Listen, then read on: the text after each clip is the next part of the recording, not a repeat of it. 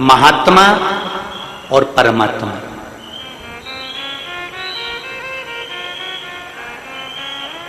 एक मां, दूसरे नंबर पर महात्मा और तीसरे नंबर पर जम के बोलो जरा, अच्छे जम के बोलो, परमात्मा। ये तीन आपको देखते तक नहीं, फिर भी अपना पूरा प्रेम, अपनी पूरी वात्सल्यता, अपनी पूरी करुणा, अपनी पूरी उदारता ये आपके ऊपर उंडेल देते हैं। कौन कौन? जम के बोलो जरा। पहले नंबर पर आवाज नहीं आई, जम के जरा। मां, दूसरे नंबर पर महात्मा और तीसरे नंबर पर परमात्मा। जब बच्चा गर्भ में आता है, मां उसको देखती नहीं, मां ने उसको देखा नहीं। जब बच्चा गर्भ में आया, जब बच्चा गर्भ में पहुंचा तो मां ने उसको देखा नहीं, मां उसको देखी नहीं। बच्चा जब गर्भ में आता है तो मां ने उसको देखा नहीं होता है। बच्चा जब गर्भ में आता है तो मां उसको निहारी नहीं होती है, पर मां अपनी पूरी करुणा, अपनी पूरी उदारता, अपनी पूरी वात्सल्यता, अपना पूरा प्रेम मां उस बच्चे को दे देती है। पूरी करुणा दे दी मां ने, पूरी वात्सल्यता दे दी मां ने, पूरा प्रेम दे दिया मां ने। उसको देखा नहीं है पर मां ने दे दिया। महात्मा, एक महात्मा ऐसा होता है। महात्मा किसको कहते हैं? पहले तो ये समझ लें, महात्मा का मतलब ये नहीं होता कि चोला बदल लिया तो महात्मा हो गए, तिलक लगा लिया तो महात्मा हो गए। महात्मा का मतलब अगर महाभारत के चरित्र से उठाकर देखेंगे तो विदुर जी को भी महात्मा कहा गया है।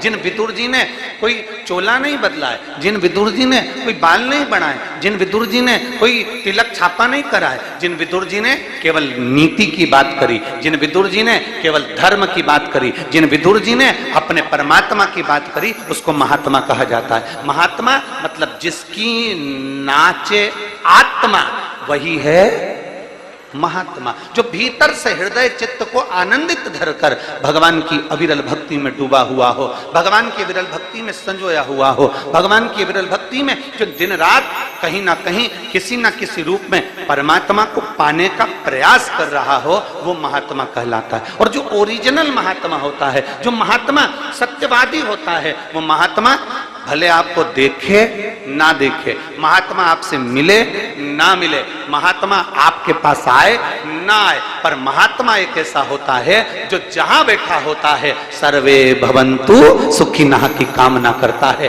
कि पूरा संसार सुखी रहे। इसको महात्मा कहते हैं। तो पहले नंबर पर मां, दूसरे नंबर पर महात्मा और तीसरे नंबर पर परमात्मा।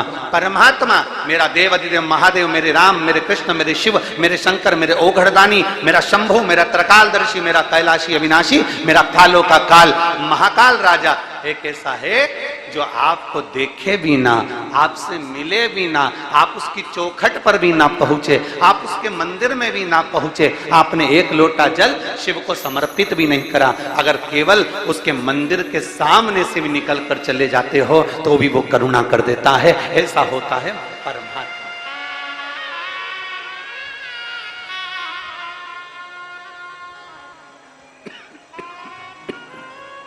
ऐसा परमात्मा तीन है, जो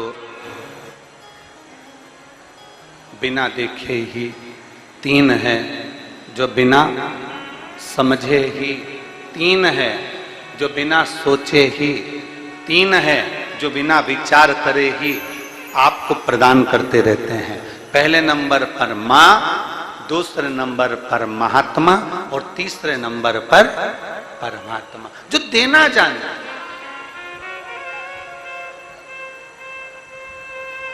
जिन्होंने केवल देना सीखा। आप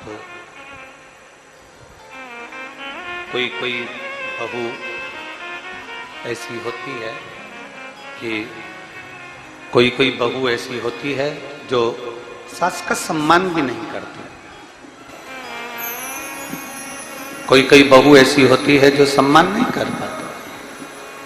अब जो बहू सास का सम्मान नहीं करती तो ईमानदारी से बोलो, एक विचार करिएगा, जिसकी बहू सास का सम्मान नहीं करती, क्या वो सास अपनी पूरी जेवर, अपनी पूरी जायदाद, अपनी पूरी प्रॉपर्टी क्या पड़ोसी को दे जाती है? जम के बोलो जरा, अरे बोलो तो, देगी नहीं।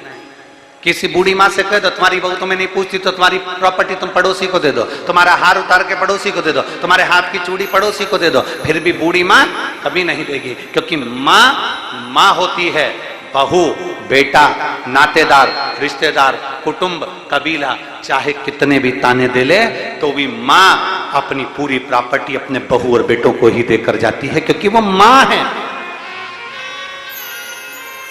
उसके भीतर पाप कर्म नहीं है, उसके भीतर कपट नहीं है, उसके भीतर छल नहीं है, उसके भीतर प्रपंच या दिखावा नहीं है। वो तो केवल एक भाव से, शुद्ध भाव से देना जानती है, और वो मां। एक परमात्मा, एक महात्मा, महात्मा और परमात्मा का भी यही लक्षण है कि वो जो कुछ उंडेलना चाहते हैं, जो कुछ देना चाहते हैं, वो सर्वस्व आपको प्रदान